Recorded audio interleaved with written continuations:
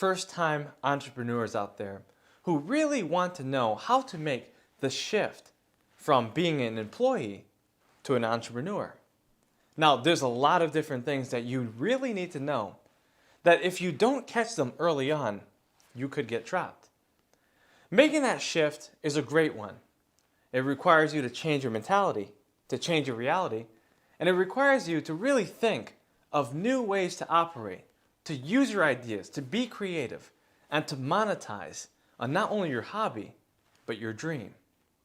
My friends, in order to take your life to the next level and become an entrepreneur, these 7 ideas will help you to make that leap. The first idea is to count the cost. There's so many costs associated with becoming an entrepreneur. Now, when you're an employee, you have your office bills taken care of, utilities. There's so many different things that your employer pays for because they are the entrepreneurs that set the job up for you. But when you are the entrepreneur, there's new costs. You have to buy your own stapler. You have to buy your own office chair. You have to get your carpet cleaned, right? You have to find a virtual assistant if that's what you need. And so many different costs that you probably didn't even think about. Now, there's also another cost called taxes. And typically, people are unprepared in their first year to deal with taxes. When that April deadline comes around, if you're in America, you find that there's so much money that you have to pay you never even knew you had to save. So you have to scramble away and find a way to make some sales to make it happen, or even draft from a credit card. But obviously, those costs are really important. There's money you have to save. There's retirement plans. There's insurance costs, health costs, so many different things, emergency funds that you have to consider while you're starting a business. What I would suggest is to have a composition book or just a piece of paper and outlay those costs and how much money you really need to earn to break even. Usually what you'll find is that if you are able to set the account, you'll be able to have that amount. If you say, for instance, I need $10,000 per month to make this happen, then you'll find yourself earning that amount or even more. But you have to decide steadfastly that you're going to make it happen. So count the cost before you build your empire. The second idea when starting and growing a business is to ask for help. You can ask for help from many different people and they won't even charge you for it. Your parents, your friends, your neighbors, your siblings, your spouse, significant other, whoever it is, they can help you. Maybe you might even want to find a business partner or two that can help you to reach your goals in business. Because sometimes they might be able to help you by complimenting you with the things that you cannot do just as well. I've known a lot of startups that do sales and technical things. And maybe one person cannot do it alone, but 2 people, when they coalesce, can do it together. So ask for help and find people who want to be on a journey with you, and you will find that they will be willing to help you. The third idea when starting and growing a business is to build your brand. A lot of people end up working so much, but they don't end up building their brand in the process.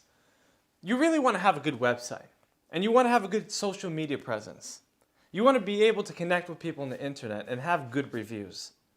I've known a lot of restaurants who tolerate negative reviews, and nail salons, and barbershops, and so many service-related industries that allow their businesses to collect 2.5-star reviews.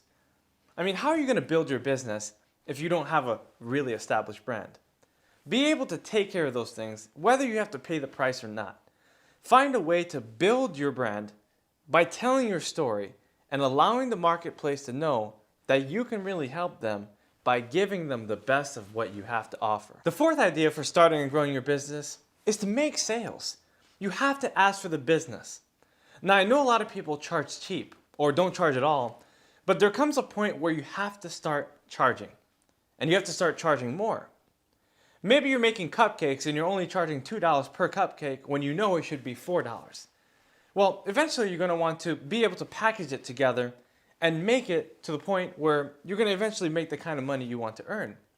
If you don't make sales, you're not going to be in business that long. You have to find a way to build your sales, to create offers and packages that help your client to realize that you really want to help them, that you're giving them as much value as you can, whether you're selling a product or service, and you really want them to know that you care about them. If you sell, you serve. So don't be afraid of selling and find out a way that you can help your customer by giving them what they want and collecting money in return. The fifth idea to starting and growing your business is to hire professionals. At some point, you're really going to need people that help you to get to that next level. The difference between amateurs and professionals is that professionals hire professionals and amateurs hire amateurs. I tend to use a rule of thumb that says that if you go for 18 months without hiring a professional, your business is likely to fail. Now, if you really want to take to the next level, you need to hire people who can help you get to that next level. They might charge a little bit more, but still you have to pay the price. You have to be willing to hire people that can get you to think in new ways, that can give you that creativity, that new joy and satisfaction that you need to create a better product and service so that you can offer your client even more and eventually raise your fees. The sixth idea to starting and growing your business is to say yes to every opportunity. Now, I know this might sound obvious, but there's so many people who say no. They say no because they're afraid of what they're about to get into. Or they think they cannot commit. They think that they're going to be overcommitted. But the fact is that you have to say yes. You have to be willing to do whatever it takes to make your results happen.